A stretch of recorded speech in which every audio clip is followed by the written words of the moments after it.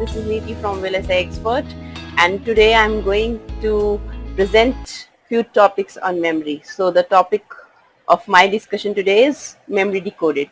So let's first try to understand that what we are going to cover in this particular presentation. Today I'll be discussing with you the concept of row decoding, and followed by this we'll be discussing the concept of aspect ratio and folding. Okay. So now I'm going to start with the concept of row decoding. Okay. Now, before understanding row decoding, we need to understand few things about memory. The thing is that what is going to be the unit of the memory? Okay. So we all know that as in memory, what memory is meant to do. So memory is meant to store bits, right? And that can be a 0 or it can be a 1. So basically memory is a circuit which is used to store our binary data in terms of 0 and 1. So basically the smallest unit for the memory, is bit, right? So we say that I have 1 bit of data which can be stored. Okay.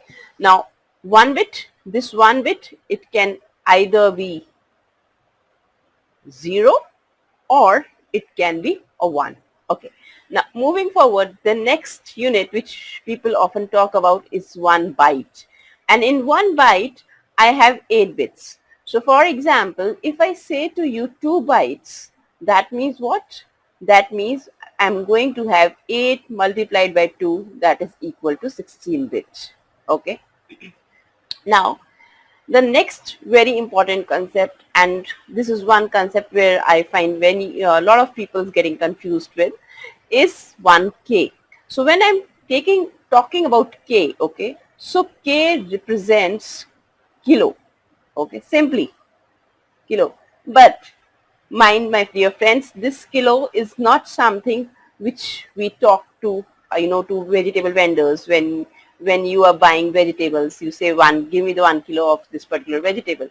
In case of memories, 1 kilo basically represents the number 1024 and not 1000. Okay, I repeat again, 1K means 1024. Okay, that is, this 1024 in terms of binary can be represented as 2 raised to power 10. Okay, now when I say 1K bits, that means that I'm talking about 1024 bits. Now moving forward, okay, when it comes to memory also, with terms that we often talk that, my memory is like 1 kilobyte. Now, when I say 1 kilobyte, that means what? 1K.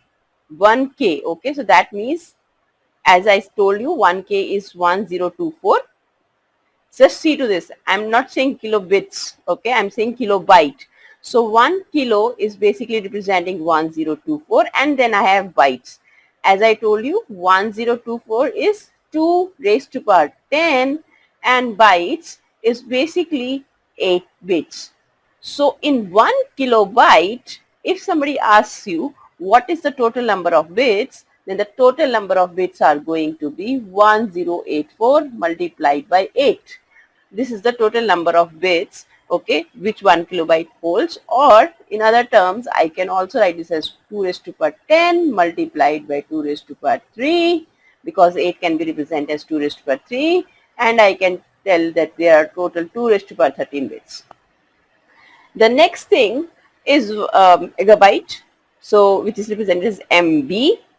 Please mind, this is capital MB, and there are 1024 kilobytes. So 1 megabyte is equal to 1024 kilobyte, where this kilobyte, so that means how much this is? 1024, and this kilobyte is, we already know it is 1024 multiplied by 8.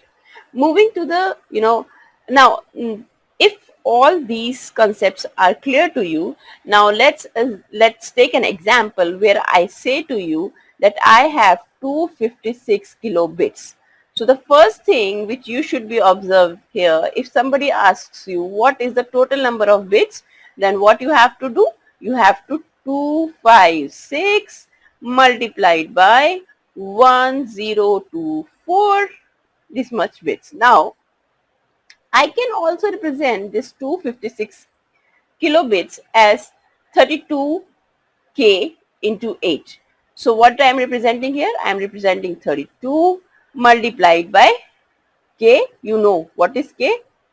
1024, and what is this? 8. So if you see 32 multiplied by 8 multiplied by 1024 will eventually give to 8 to the 16, 8 to 24, 25, 256 into my 1024, and this 1024 is k. So what I'm trying to prove to you here is that this particular quantity is nothing but this only. The next thing is that how do I represent this 32k? So this 32k can eventually be represented because this k is nothing but 1024, and 1024 can be represented as 2 raised to power 10, and 32 can be represented as 2 raised to power 5, and I keep this 8 as it is, which makes it equal to 2 raised to power 15 multiplied by 8, right? I hope I give you an understanding.